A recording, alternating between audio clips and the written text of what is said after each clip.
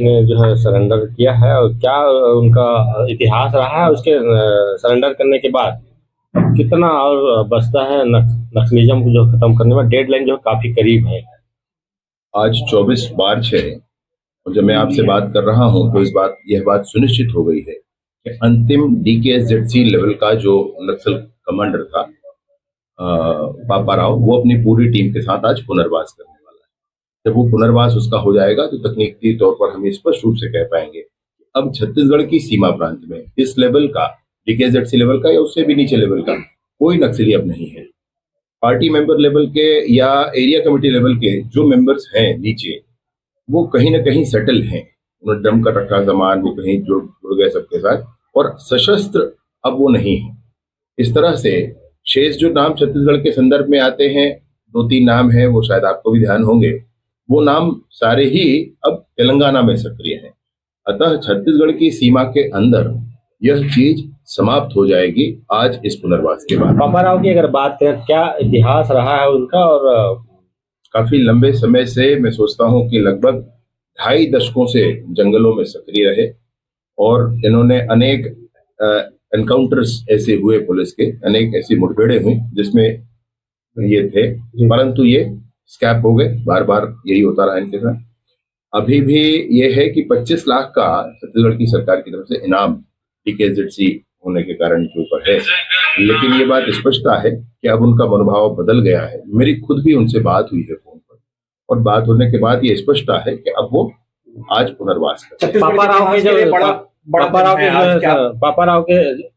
पापा राव के आत्मसमर्पण के बाद जो है क्या ऐसा माना जाए कि जो छत्तीसगढ़ में नक्सलिज्म जो है पूरी तरह से खत्म हो गया है? मैंने कहा आपसे, सशस्त्र नक्सलिज्म का वह स्तर अब समाप्त हो गया। DKZC लेवल का कोई भी सक्रिय नक्सली अब छत्तीसगढ़ में नहीं है।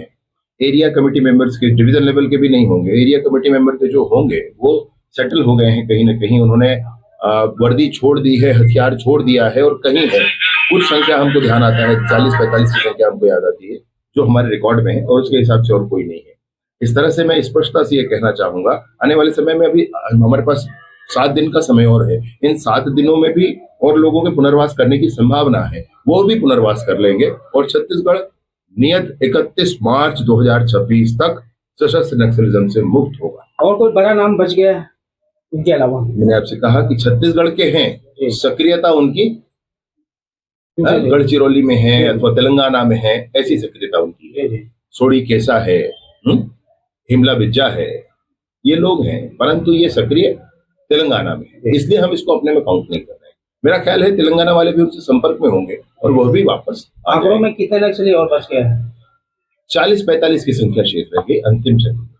पापा राव के जो पार्टी मेंबर है, मैं आपसे कह रहा हूँ, जो एरिया कमेटी में लेवल के हैं, उससे ऊपर के नहीं रह गए। ये अंतिम है पापा राव जो DKZC लेवल के हैं, और वो आज उनका आना सुनिश्चित हुआ। नक्सलवाद का खात्मा हो रहा है, क्या सरकार इसे व्यापक स्तर पर लोगों तक पहुंचाने के लिए और कोई कार्यक्रम करने वाले हैं?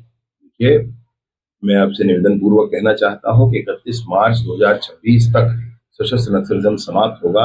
ये कहने वाले केंद्रीय गृह मंत्री माननीय अमित शाह जी के अभियानों के उपरांत आज जब हम देख रहे हैं कि सशस्त्र नक्सलिज्म समाप्त हो रहा है, बहुत बड़ी सफलता, दशक तक जो ना हो सकी वो 2 वर्षों में पूरी हुई है। फिर भी 31 मार्च के बाद भी हमको एहतियात की जरूरत है।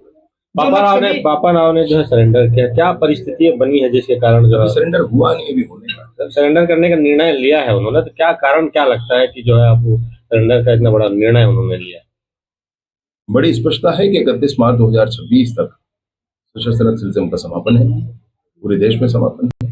उनको भी मन में आया है, पुनर्वास करना चाहते हैं, उनको भी मन में आया है, क्योंकि सरकार ने भी इस बात को स्पष्ट किया है कि आप बंदूक लेकर जंगलों में नहीं घूम सकते, आप हमारे शिक्षा कर्मियों का गला नहीं रेत सकते, आप नदी के किनारे, तालाब के किनारे, सड़कों के किनारे ID नहीं बिछा सकते, आप गांव तक स्कूल, अस्पताल, आंगनबाड़ी, बिजली, पानी, सड़क, सिंचाई की व्यवस्था, मोबाइल के टावर, उत्तम किस्म के बीज, इसको पहुंचने से नहीं रोक सकते। आप बस्तर में के क्षेत्रों में भारत का संविधान लागू होगा, इसको आप नहीं रोक सकते। छत्तीसगढ़ की सरकार, विष्णुदेव जी की सरकार प्रतिबद्ध है इस बात के लिए कि बस्तर के कोने कोने में भारत का संविधान लागू होकर रहेगा।